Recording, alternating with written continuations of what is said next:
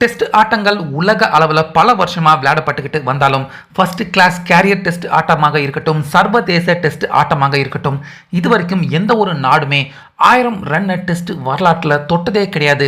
ஆனால் இப்போ இந்த பார்டர் கவஸ்கர் டெஸ்ட் தொடரில் நம்ம ரோஹித் சர்மா, விராட் கோலி 2 பேருமே அவங்களுடைய உச்சபட்ச பேட்டிங் பர்ஃபார்மன்ஸை வெளிப்படுத்தி இதுவரைக்கும் டெஸ்ட் ஆட்டங்களில் நடக்காத இந்த சம்பவத்தை, அதாவது 1000 ரன்னை தொட்ட முதலாவது நாடு இந்தியா அப்படிங்கிற இந்த ரெக்கார்டை தற்போது ஆஸ்திரேலியா மண்ணில் நம்ம இந்திய அணி நிகழ்த்தியிருக்காங்க.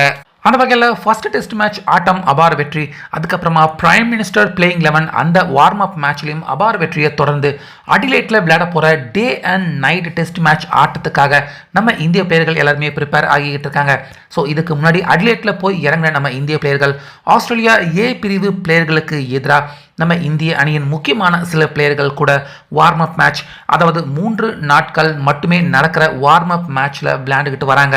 ஸோ இந்த ஆட்டத்தில் தான் பார்த்தீங்கன்னா இப்போ ரோஹித் சர்மா, விராட் கோலி அவங்க 2 பேருமே அவங்களுடைய அதிகபட்சமான ஸ்கோரை இந்த மேட்ச்சில் எடுத்தது மட்டும் இல்லாமல் ஒட்டுமொத்த நம்ம இந்திய அணியின் அதிகபட்சமான ஸ்கோர், உலக அளவில் டெஸ்ட் வரலாற்றில் அதிகபட்சமான ஸ்கோர், இப்படி பல ரெக்கார்டை இந்த வார்ம் அப் மேட்ச்சில் நம்ம இந்திய பிளேயர்கள் பதிவு பண்ணியிருக்காங்க.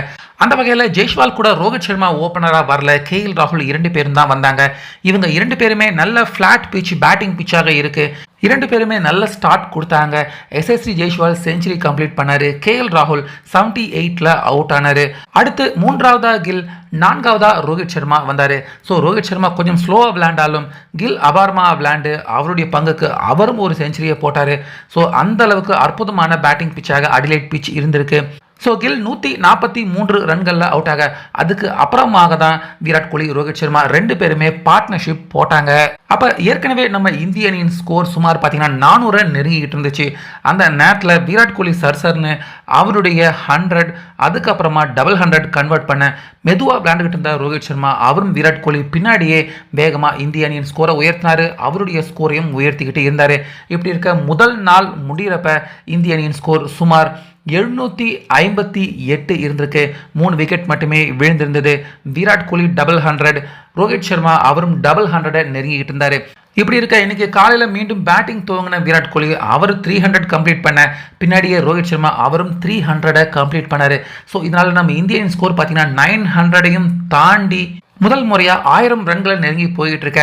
கரெக்டாக டே 2 நிறைவடைகிறப்ப இந்திய அணியின் ஸ்கோர் 1004 ரன்கள் நம்ம இந்தியா எடுத்திருந்தாங்க. இதில் விராட் கோலி 375, ரோஹித் சர்மா அவருடைய ஸ்கோர் 341 ரன்கள் எடுத்திருந்தாரு.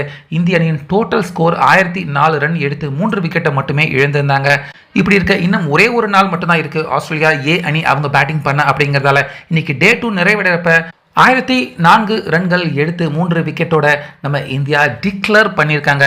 அந்த வகையில் ஃபர்ஸ்ட் கிளாஸ் கிரிக்கெட் இந்த மாதிரி வார்ம் அப் மேட்சாக இருக்கட்டும், இல்லை சர்வதேச ஆட்டங்களாக இருக்கட்டும், யாருமே 1000 ரன்னை தொட்டதில்லை.